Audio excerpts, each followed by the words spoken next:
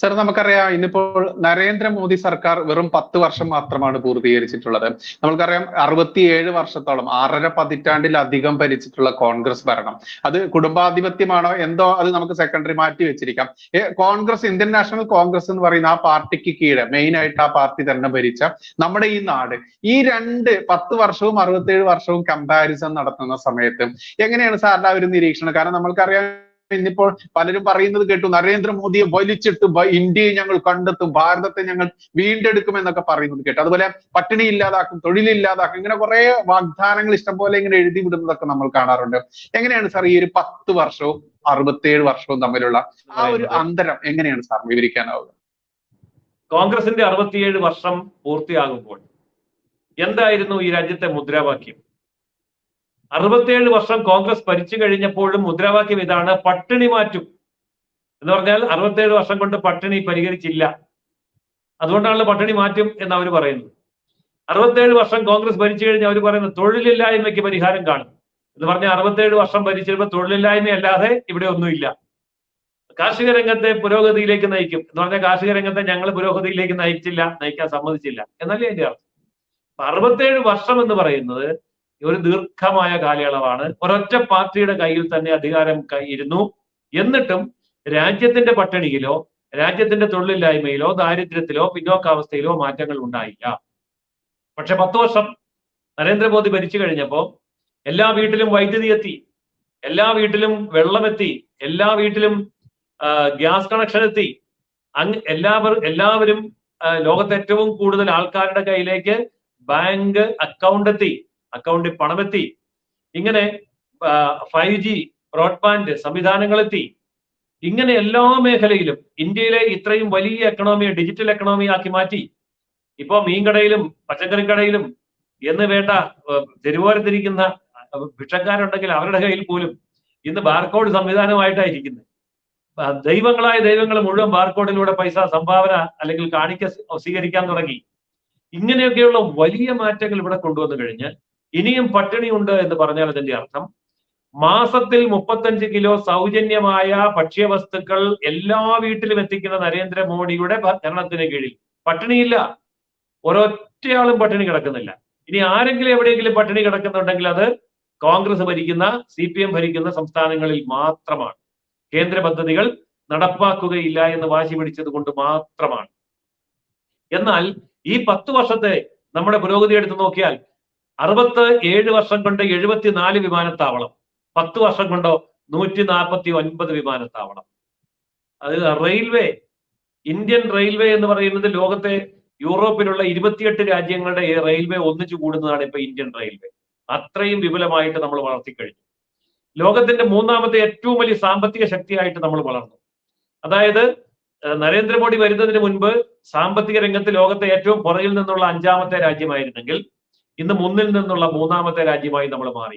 ഈ കഴിഞ്ഞ ദിവസം നമ്മൾ വായിച്ച വാർത്ത, വിദേശ രാജ്യങ്ങളിൽ കൊണ്ടുപോയി മുൻ ഗവൺമെന്റുകൾ പണയപ്പെടുത്തി അവിടുത്തെ ബാങ്കുകളിൽ ഇരിക്കുന്ന 420 ടൺ സ്വർണം നരേന്ദ്രമോദി തിരിച്ചു കൊണ്ടുവരികയാണ്. ഇത് കാലാകാലങ്ങളായിട്ട് 67 കൊല്ലം കൊണ്ട് ഇവന്മാർ കൊണ്ട പണയം വെച്ചതാണ്. അപ്പൊ ആ പണയം വെച്ചതൊക്കെ തിരിച്ചെടുക്കുന്ന ഒരവസ്ഥയിലേക്ക് നരേന്ദ്രമോദി സർക്കാർ വന്നു കഴിഞ്ഞു. അതേപോലെ തന്നെ ഏറ്റവും കൂടുതൽ മൊബൈൽ കണക്ഷൻ ഉള്ള രാജ്യം, ഏറ്റവും കൂടുതൽ ഡിജിറ്റൽ ട്രാൻസാക്ഷൻ നടത്തുന്ന രാജ്യം, ഏറ്റവും കൂടുതൽ പരുത്തി ഉൽപ്പാദിപ്പിക്കുന്ന, ചണം ഉൽപ്പാദിപ്പിക്കുന്ന, ഏറ്റവും കൂടുതൽ മുട്ട ഉൽപ്പാദിപ്പിക്കുന്ന, പാൽ ഉൽപ്പാദിപ്പിക്കുന്ന, പഴം ഉൽപ്പാദിപ്പിക്കുന്ന, പച്ചക്കറി ഉൽപ്പാദിപ്പിക്കുന്ന, അരി ഉൽപ്പാദിപ്പിക്കുന്ന, ഗോതമ്പ് ഉൽപ്പാദിപ്പിക്കുന്ന രാജ്യം. അങ്ങനെ ലോക റെക്കോർഡുകളുടെ പെരുമഴയാണ് ഈ 10 വർഷക്കാലം കൊണ്ടുണ്ടാക്കിയത്. ഇതിനു മുമ്പ് എന്താ ഈ റെക്കോർഡ് ഉണ്ടാവാത്തത്? കാരണം ഈ മേഖലകളെ മുഴുവൻ തകർത്തിട്ടിരിക്കുകയായിരുന്നു, നശിപ്പിക്കുകയായിരുന്നു, കൊള്ളയടിച്ച് സ്വത്ത് മുഴുവൻ വിദേശത്ത് കൊണ്ടുപോവുകയായിരുന്നു. അതുകൊണ്ട് ഇവിടെ ദാരിദ്ര്യം നട്ട് നനച്ച് വളർത്തിയാൽ മാത്രമേ ഇവിടുത്തെ കോൺഗ്രസ്സുകാരനും കമ്മ്യൂണിസ്റ്റുകാരനും രാഷ്ട്രീയം കളിക്കാൻ കഴിയൂ എന്നുള്ള ഒരു അന്തരീക്ഷത്തിൽ നിന്ന് ഒരു വികസിത രാജ്യമായിട്ട് ഭാരതത്തെ മാറ്റാൻ നരേന്ദ്രമോദിയുടെ 10 വർഷക്കാലം കൊണ്ട് കഴിഞ്ഞു. ഇനിയിപ്പോൾ നമ്മൾ ലോകത്തെ നമ്പർ 1 ശക്തി എന്ന പദവിയിലേക്ക് കുതിക്കുകയാണ്. അദ്ദേഹം തന്നെ സൂചിപ്പിച്ചിരുന്നു, ഇതുവരെ 10 കൊല്ലം നിങ്ങൾ കണ്ടത് വികസനത്തിന്റെ ട്രെയിലർ മാത്രമാണ്, യഥാർത്ഥത്തിലുള്ള ഷോ ഇനി വരാൻ പോവുകയാണ്.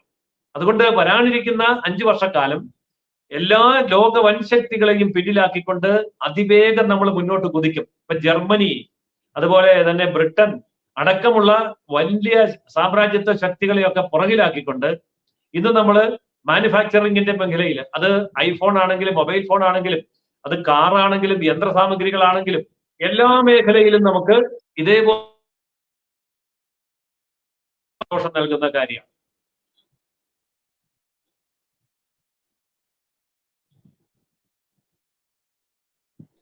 സാറേ, അതുപോലെ നമ്മൾക്കറിയാം ഇപ്പോൾ നരേന്ദ്രമോദിജി മൂന്നാമതും ഭരണം ഏറ്റു എന്നുള്ളത് നമുക്കറിയാം.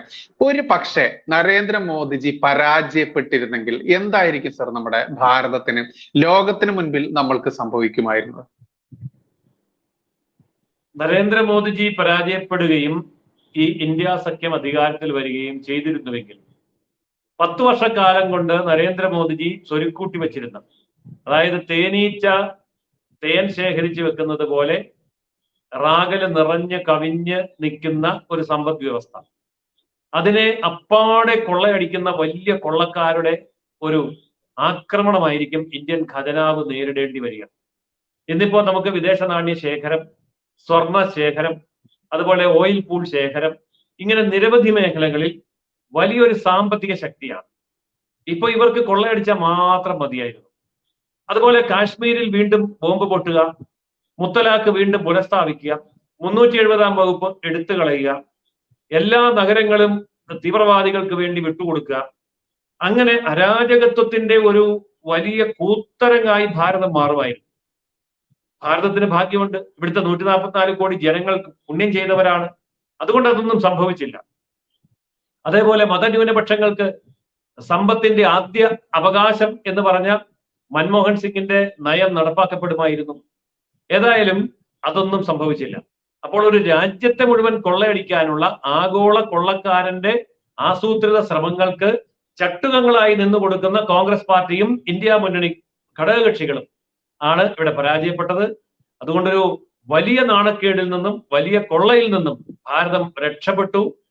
നേരെ മറിച്ച് നരേന്ദ്രമോദി പരാജയപ്പെട്ടിരുന്നെങ്കിൽ, ഇവർ അധികാരത്തിൽ വന്നിരുന്നെങ്കിൽ അതിവേഗം ഭാരതം ഒരു പരമദരിദ്ര രാജ്യമായി, അച്ചടക്കമില്ലാത്ത രാജ്യമായി, വളരെയേറെ സംഘർഷങ്ങൾ നടമാടുന്ന രാജ്യമായി മാറുമായിരുന്നു.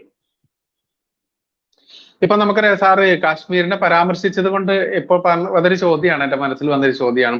കാരണം നമ്മളെല്ലാവരും ഇന്ന് കണ്ടു, വൈഷ്ണോദേവി ക്ഷേത്രത്തിലേക്ക് തീർത്ഥയാത്ര നടത്തിയ സംഘത്തിന് നേരെ ഇസ്ലാമിക ഭീകരന്മാർ നടത്തിയ ഭീകര പ്രവർത്തനം, അതിൽ 10ഓളം പേർ മരണപ്പെട്ടു എന്നുള്ളത്, അതിലൊരു കുരുന്നുണ്ട് എന്നുള്ള, അതിന്റെ ആ ഫോട്ടോ ഒക്കെ ഞാൻ കണ്ടൊരു കുരുന്ന് മോനും കൂടി ഉണ്ട് അതിൽ പെട്ടിട്ടുണ്ട്. അപ്പൊ നമ്മൾ കഴിഞ്ഞ ആഴ്ച നമ്മൾ കണ്ടൊരു ക്യാമ്പയിനാണ് ഓൾ ഐസ് ഓൺ റഫ എന്ന് പറയുന്ന ഒരു ക്യാമ്പയിൻ നമ്മൾ കണ്ടിരുന്നു. ഇസ്രായേൽ റഫ എന്ന് പറയുന്ന സ്ഥലത്ത് നടത്തിയ, അതല്ലെങ്കിൽ പലസ്തീനെതിരെ നടത്തിയ ഒരു കൂട്ടക്കുരുതി എന്ന രീതിയിൽ 45ഓളം ആളുകൾ കൊല്ലപ്പെട്ടതിനെതിരെ എല്ലാ കണ്ണുകളും റഫയിലേക്ക് എന്നുള്ളൊരു ക്യാമ്പയിൻ പ്രമുഖ ഇതുപോലെയുള്ള ടൂൾ കിറ്റിലുള്ള ടൂളുകളെല്ലാം നടത്തി നമ്മൾ കണ്ടതാണ്. ഇന്ന് ഈ പറയുന്ന കാശ്മീരിൽ കൊല്ലപ്പെട്ട ഒരു കുരുന്നിന്റെ ഒരു ചിത്രമോ ഒരു വാർത്ത പോലും കൊടുക്കാൻ നമ്മുടെ മാധ്യമങ്ങൾ തയ്യാറാവുന്നില്ല എന്നുള്ള വളരെ വിഷമകരമായിട്ടുള്ള ഒരു അവസ്ഥ. എങ്ങനെയാണ് സാർ ഈ ഒരു രണ്ട് വിരോധാഭാസം ഈ രണ്ട് വിഷയങ്ങളിലെ സാർ കാണുന്നത്? ഞാൻ ഇന്നത്തെ ഒരു വാർത്ത കൂടി കണക്ട് ചെയ്ത് പറഞ്ഞു എന്നേ ഉള്ളൂ, നമ്മുടെ തിരഞ്ഞെടുപ്പ് അവലോകനമാണെങ്കിൽ പോലും. അതായത് ബ്രിട്ടീഷുകാർ എന്തുകൊണ്ട് ഇന്ത്യ വിട്ടു പോയി എന്നുള്ളതിന്റെ മറുപടിയാണത്. 2ാം ലോക മഹായുദ്ധത്തിന് ശേഷം സാമ്പത്തികമായി തകർന്ന് പാപ്പരായി പോയ ബ്രിട്ടൻ, അവർക്ക് കോളനികളെ സംരക്ഷിക്കാൻ കഴിഞ്ഞില്ല. അതുകൊണ്ട് അവർ വലിയൊരു പാക്കേജ് പ്രഖ്യാപിച്ചു. 27 രാജ്യങ്ങൾക്ക് സ്വാതന്ത്ര്യം കൊടുക്കുകയാണ്. അതാണ് ഇന്ന് കോമൺവെൽത്ത് രാജ്യങ്ങൾ എന്ന പേരിൽ അറിയപ്പെടുന്നത്. ആ 27 രാജ്യങ്ങളെ ഭരിക്കാനുള്ള കെൽപ്പ് ബ്രിട്ടനില്ല. അങ്ങനെ അവരുടെ ഔദാര്യം കൊണ്ടൊന്നും കിട്ടിയതല്ല, പിടിച്ചു മേടിച്ചതുമല്ല, ഗതികേട് കൊണ്ട് ഇട്ടിട്ട് പോയതാണ് ഭാരതത്തെ. ഉടനെ ഇവിടെ കുറെ പൊട്ടന്മാരെല്ലാം കൂടി ഇത് സ്വാതന്ത്ര്യം കിട്ടിയതാണ് എന്നും പറഞ്ഞ് ഇവിടെ കിടന്ന് ആഘോഷിക്കുക. അങ്ങനെയാണെങ്കിൽ ഇന്ത്യക്ക് മാത്രമല്ലേ സ്വാതന്ത്ര്യം കിട്ടാവുള്ളൂ? ന്യൂസിലൻഡിന് സ്വാതന്ത്ര്യം കിട്ടി, ആസ്ട്രേലിയക്ക് സ്വാതന്ത്ര്യം കിട്ടി, പാകിസ്ഥാന്, അഫ്ഗാനിസ്ഥാന്, ബർമ്മയ്ക്ക്, ശ്രീലങ്കയ്ക്ക്, ഇങ്ങനെ 27 രാജ്യങ്ങൾക്ക് ഒന്നിച്ച് സ്വാതന്ത്ര്യം കിട്ടി. അപ്പൊ ആ കൂടെ ഇന്ത്യക്കും കിട്ടി, അത്രേ ഉള്ളൂ. പക്ഷേ സ്വാതന്ത്ര്യം കൊടുത്തിട്ട് അവർ പോയത് എന്തിനാന്ന് ചോദിച്ചാൽ, ഇവിടുത്തെ വിദ്യാഭ്യാസ സമ്പ്രദായം, ഇവിടുത്തെ മീഡിയ, ഇത് രണ്ടും അവരുടെ കൈപ്പിടിയിൽ വെച്ചിട്ടാണ് അവർ ബ്രിട്ടനിലേക്ക് പോയത്. ബ്രിട്ടനിൽ ഇരുന്നു കൊണ്ട് തന്നെ ഇത് ഭരിക്കാൻ പറ്റുമെന്ന് ഉറപ്പുള്ളത് കൊണ്ടാണ് അവർ പോയത്. അപ്പോൾ ഇന്ത്യയിലെ മാധ്യമങ്ങൾ വിദേശ പണം പറ്റുകയും വിദേശികൾക്ക് വേണ്ടി പണിയെടുക്കുകയും ചെയ്യുന്നവരാണ് ഇന്ത്യയിലെ മഹാഭൂരിപക്ഷം മാധ്യമങ്ങൾ. അതിന്റെ ഏറ്റവും വലിയ ഉദാഹരണമാണ് തിരുവനന്തപുരത്ത് ഏഷ്യാനെറ്റ് സ്വന്തം മുതലാളിയെ ഓവർ ടൈം പണിയെടുത്ത് പരാജയപ്പെടുത്തിയത്. അപ്പോ അതിന്റെ കാരണം എന്താണ്? സ്വന്തം മുതലാളിയാന്നൊക്കെ പറയുമെങ്കിലും ഇവരുടെ കൂറ് ബ്രിട്ടനോട്, വിദേശ രാജ്യങ്ങളോടാണ്, തൊഴിലാളികൾ. എന്നിട്ട് അവരെ ട്രേഡ് യൂണിയൻ എന്ന പേരിൽ സംഘടിപ്പിച്ച് ഇന്ത്യ വിരുദ്ധ രാഷ്ട്രീയ പ്രേരിത ട്രേഡ് യൂണിയനുകൾ, രാഷ്ട്രീയ ട്രേഡ് യൂണിയനുകൾ. അപ്പോൾ ഞാൻ എടുത്തു പറയുന്നത് രാഷ്ട്രീയമല്ലാത്ത ട്രേഡ് യൂണിയൻ വേറെയുണ്ട്, അതുകൊണ്ടാണ്. അപ്പോൾ അങ്ങനെയുള്ള അജണ്ട ആണ് ഇവരെ കൊണ്ട് ഇങ്ങനെ ചെയ്യിക്കുന്നതും പറയിപ്പിക്കുന്നതും. അതുകൊണ്ട് ഒരിക്കലും ഇന്ത്യക്ക് അഭിമാനകരമായ ഒരു കാര്യം, ഇന്ത്യയെ ആക്രമിക്കപ്പെട്ട ഒരു കാര്യം, ന്യായം നമ്മുടെ ഭാഗത്താണെങ്കിലും അക്കാര്യം ഇന്ത്യൻ മീഡിയ മിണ്ടില്ല. എന്നാൽ ജനാധിപത്യമാണ്, നമുക്ക് മീഡിയയെ നിരോധിക്കാൻ പറ്റില്ല.